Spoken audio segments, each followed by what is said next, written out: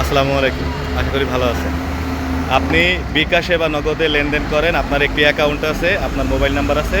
সেই জায়গায় আপনার এনআইডি কার্ড দিয়ে অথবা অন্য কারো এনআইডি কার্ড দিয়ে আপনি একটা অ্যাকাউন্ট খুলে রাখছেন বিকাশ বা নগদে। সেটা দিয়েই আপনি লেনদেন করেন, আপনার পারিবারিক লেনদেন করেন, লেনদেনগুলো করে থাকেন। তো এই লেনদেনগুলো করার সময় আপনি একজনকে টাকা পাঠাবেন, সেই জায়গায় ভুল করে একটা নাম্বার এদিক ওদিক হয়ে গেছে, অন্য নাম্বারে চলে গেছে, রং নাম্বারে। এখন এই জায়গায় আপনার কী করণীয়? সেই টাকাটা আপনি কীভাবে ফেরত পাবেন বা আপনার কী করণীয়? এই জায়গায় যে কাজটা আপনারা করেন বা আমরা করে থাকি সেটা হচ্ছে প্রথমত আমরা যখনই ভুল নাম্বারে লেনদেন করে ফেলি তখন এইটা আমার নিকটস্থ কাউকে জানাই, যে যারে মনে করি যে মোটামুটি সে জানে, তারে জানাইলে হয়তো বা টাকাটা ফেরত পাইতে পারবো। তো তার পরামর্শ নিতে গেলে আমাদের 10 থেকে 15 মিনিট সময় লেগে যায় বা 5 মিনিট 10 মিনিট সময় লেগে যায়। এই যে সময়টা যে অপচয় করতেছেন এটাই আপনার জন্য একটা বড় লস প্রজেক্ট। কীভাবে লস প্রজেক্ট সেটা বলে দিচ্ছি। আপনি তার সাথে কথা বলতে গেলে তার সাথে যে কথাগুলো বলবেন সময় নষ্ট হবে, প্লাস হইতেছে সে যে প্রসেসিংয়ের কথা বলবে, প্রসেসিং করার পরে প্রসেসিং করতে যাওয়ার পরে এই প্রসেসিং করতে করতে আপনি যেই নাম্বারে ভুলে টাকাটা পাঠাই দিয়েছেন সে কিন্তু টাকাটা বের করে ফেলবে। এই পরবর্তীতে কী হবে, আপনি একটা উটকো ঝামেলার মধ্যে পড়বেন। কেমন ঝামেলা? সে টাকা ভেঙে ফেলছে বা সে জানতো না, সে এখন দিতে পারবে না, পরবর্তীতে দিবে বা দিতে চাইবে না, এরকম নানান ঝামেলায় পড়বেন। তো এই ক্ষেত্রে আমরা দুইটা কাজ করে থাকি বা যারা ভুক্তভোগী হয়, ভুল নাম্বারে টাকা পাঠায় বা চলে যায়, তারপরে কি করি আমরা নিকটস্থ থানায় বা থানা ফাঁড়ি বা পুলিশ রিলেটেড যারা আছে তাদের কাছে যাই, তাদের কাছে অভিযোগ করি যে জিডি করেন, আমার টাকা উদ্ধার করে দেন, অথবা কল সেন্টারে বলতে পারি। এই ক্ষেত্রে আপনার করণীয় কি, প্রথম কোনটা করবেন সেটা বলে দিচ্ছি। প্রথমে হচ্ছে আপনি কারো পরামর্শের দরকার নাই।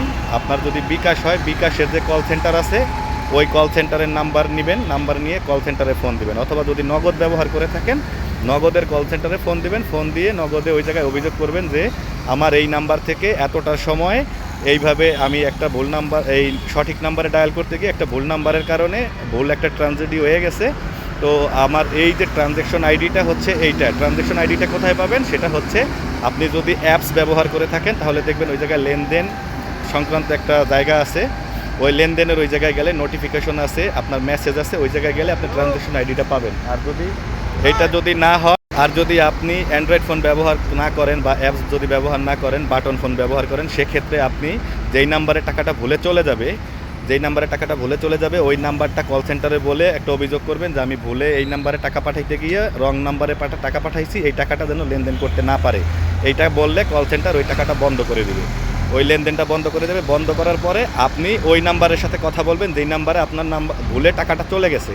তার সাথে কথা বলার পরে সে যদি স্বীকৃতি জানায় যে আমি আপনার টাকাটা দিয়ে দিব, তাহলে হচ্ছে আপনার আর কোনো কিছু করার দরকার নেই, থানা কোর্ট পুলিশ এগুলো করার দরকার নাই।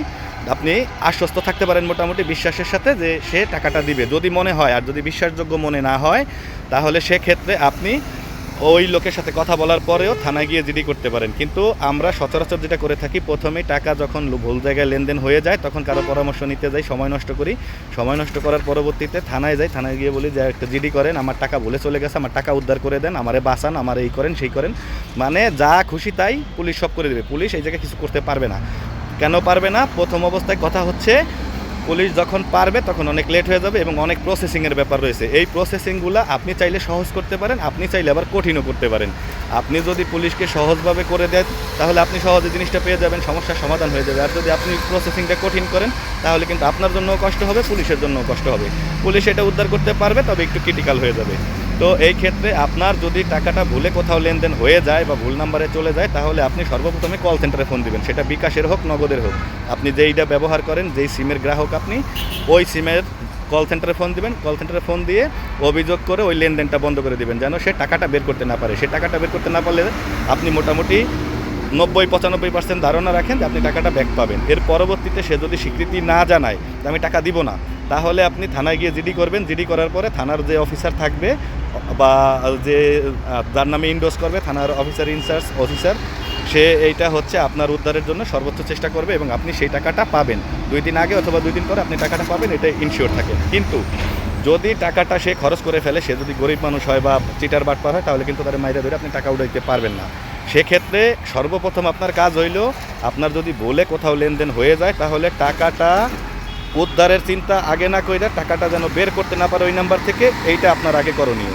এটা আপনার করতে হবে। এই জন্য আপনার কল সেন্টারে ফোন দিয়ে ওই লেনদেন যেন না করতে পারে সেটা বন্ধ করবেন অভিযোগ দিয়ে। এটা হচ্ছে প্রথম। দ্বিতীয় কথা হচ্ছে আপনি কারো পরামর্শ নেওয়ার দরকার নাই। আমার এই ভিডিও দেখার পর থেকে এখন পর্যন্ত যা করছেন এর পরবর্তীতে যদি এরকম কোনো ঘটনা ঘটে যে আপনি ভুলে কারোর নাম কাউকে টাকা পাঠাইতে যাওয়ার পরে ভুলে অন্য কাউকে দিয়ে দিছেন, সেক্ষেত্রে কারো কোনো কিছুর দরকার নেই। আপনি কল সেন্টারে সরাসরি ফোন দেবেন, ফোন দিয়ে কল সেন্টারে বলবেন যে এই নাম্বারে বলে টাকা চলে গেছে আমার, এই কয়টার সময় এত টাকা এত পরিমাণ আমার এই নাম্বার থেকে গেছে, এই নাম্বারে এই টাকাটা যেন লেনদেন না হয়। আপনি শুধুমাত্র ওই টাকাটা যেন লেনদেন করতে না পারে সেই একটা অভিযোগ করে ওই লেনদেনটা শুধু বন্ধ করে রাখবেন। তার পরবর্তীতে আপনি পুলিশের কাছে যাবেন, পুলিশের সহায়তা নিলে আপনি টাকাটা সহজে উদ্ধার করতে পারবেন।